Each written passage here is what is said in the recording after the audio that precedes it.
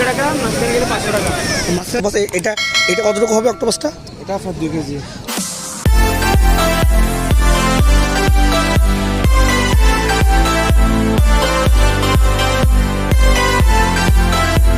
হাট থাকতে প্রায় সুগন্ধা পয়েন্টের কাছাকাছি চলে আসছি। এই দূর থেকে যেই ছাতাগুলো দেখা যাচ্ছে ওইগুলাই মূলত সুগন্ধা পয়েন্ট।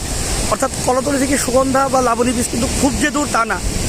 আপনারা ইচ্ছা করলে কলাতলিতে নেবে বা লাবণী পয়েন্টে নেবে, সুগন্ধা বীজটা পড়বে আপনাদের মাঝখানে, এটা মাঝে পড়বে, কলাতলি এবং লাবণী বীজের মাঝখানে পড়বে।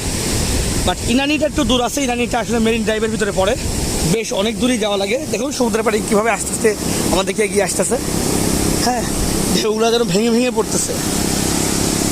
আর কক্সবাজার সমুদ্র সৈকতের একটা বিষয়, এরকম ঢেউ আসতেই থাকে।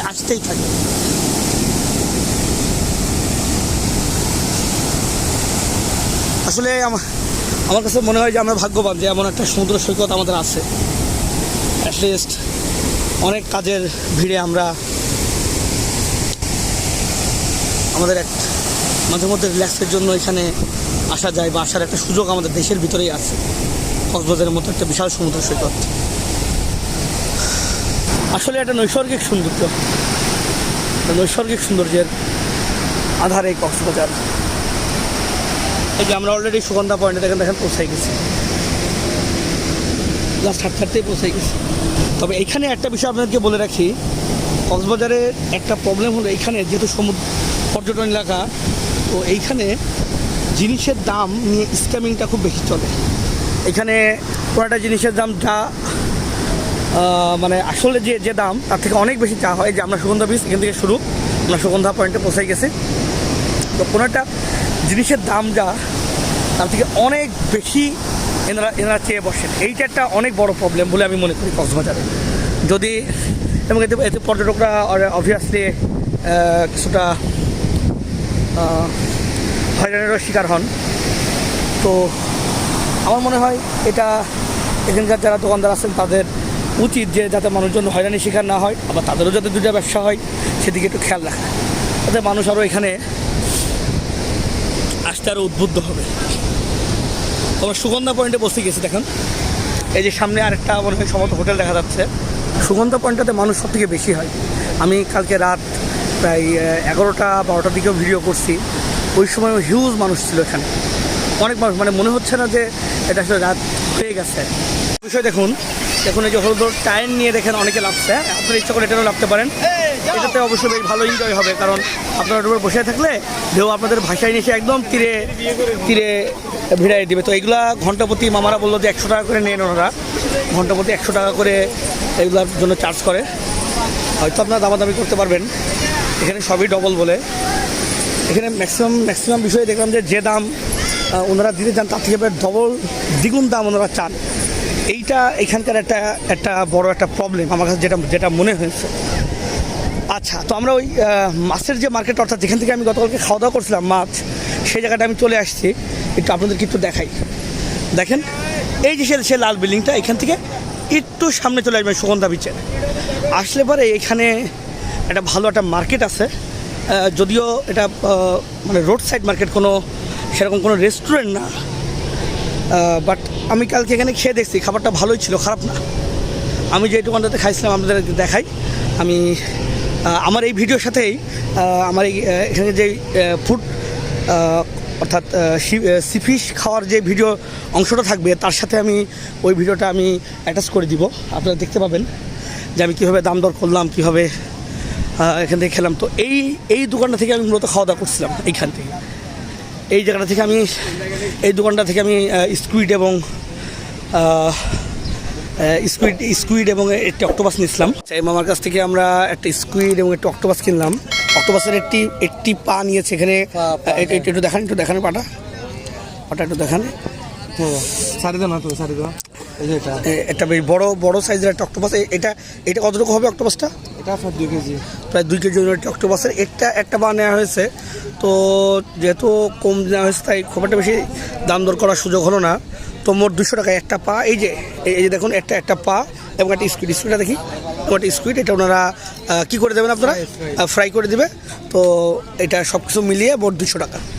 এবং ওই যে দেখেন দূরে দেখেন কিছু মানে ঢাকা জায়গা রয়েছে, ওইগুলো আসলে মূলত ওনাদের রান্নাঘর। ওইখানে গিয়ে ওনারা রান্না, আমি একটু জুম করে আপনাদেরকে দেখাই এই জায়গাগুলো। এইখানে মূলত স্কুলগুলো আপনাদের রেঁধে দিবে। তো আপনারা যখন ওরা রান্না করবে তখন এই জায়গাটা একটু ওনাদের সাথে সাথে একটু যাবেন আর কি, গিয়ে দেখবেন এই জায়গাটা। হ্যাঁ, এই জায়গাটা একটু যাবেন, গিয়ে দেখবেন। তো এইখানে অনেকগুলো দোকান আছে, শুধুমাত্র একটা দোকান না। দেখেন সামনে ওই যে ঢাকা নবাবী,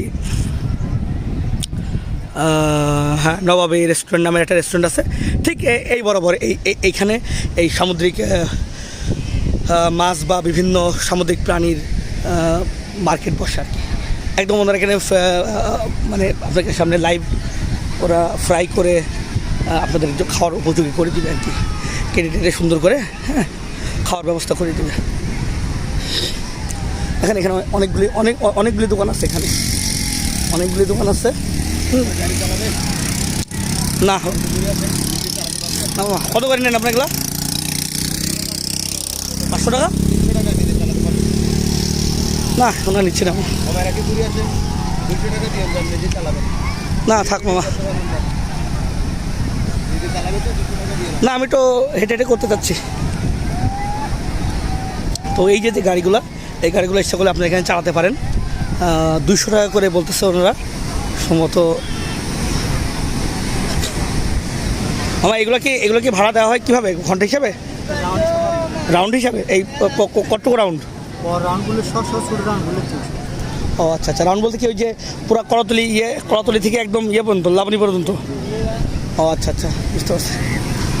তো কলাতলি থেকে লাবণী পর্যন্ত এরকম রাউন্ড ওনারা অনেক চাই। তবে সম্ভবত এখানে 200 টাকার ভিতরেই আপনারা পুরো এই রাউন্ডটা দিয়ে আসতে পারবেন এই গাড়িগুলোতে। এখানে অনেক কিছু দেখার আছে, আপনারা এই জায়গাতে আসলে ভালো লাগবে, আসলে ভালো লাগবে। এখন কী পরিমাণে মানুষ সুগন্ধা বিচে, এইখানে অসংখ্য মানুষ দর্শনার্থীরা এসেছে। এখানে আমরা একটি স্পিড বোট দেখতে পাচ্ছি। স্পিড বোট মামা কত করে রাখা হয়? এই স্পিড বোট কত করে রাখা হয়? হ্যাঁ, 300 টাকা, মাঝখানে গেলে 500 টাকা। মাঝখানে গেলে 500? মাঝখানে বলতে ওই যে নৌকাগুলো দেখা যাচ্ছে ওইগুলা? নৌকা থেকে 1000 টাকা। নৌকা গেলে 1000? বাবা, বুঝতে পারছি।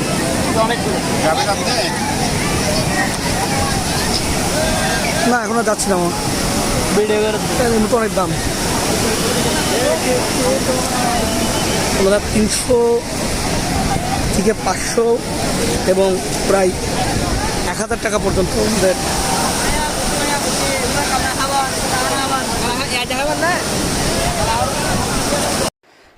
তো প্রিয় ভিউয়ার্স, এটাই ছিল সুগন্ধা বিচের একটি সম্পূর্ণ রিভিউ। আমরা এরপরে লাবণী বিচের দিকে যাব এবং এটা নেক্সট ভিডিওতে আমি ওটা আপনাদের সামনে নিয়ে আসবো।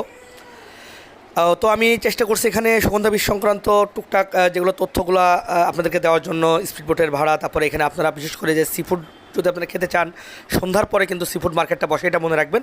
দিনের বেলা কিন্তু পাবেন না, আপনারা দেখছেন বন্ধ ছিল দিনের বেলা। তো এই আর কি। তো নেক্সট ভিডিওটা লাবণী বিচ সংক্রান্ত হবে। আপনারা চ্যানেলটার সাথে থাকেন যদি আরও ভিডিও আপনারা দেখতে চান। আমাদের এরপরে টাঙ্গর হাওরের পর্ব আসবে, খুব শীঘ্রই আসবে, মাস 2-1 ভিতরে আসবে। এবং কিছু বিদেশে মানে ইন্ডিয়ার কিছু পর্বও আসবে। তো আপনার চ্যানেলটাকে এই জন্য সাবস্ক্রাইব করে রাখেন এবং ফেসবুকে ফলো করে রাখেন, যাতে নতুন নতুন ভিডিওগুলো আসলে আপনারা এগুলো দেখতে পারেন।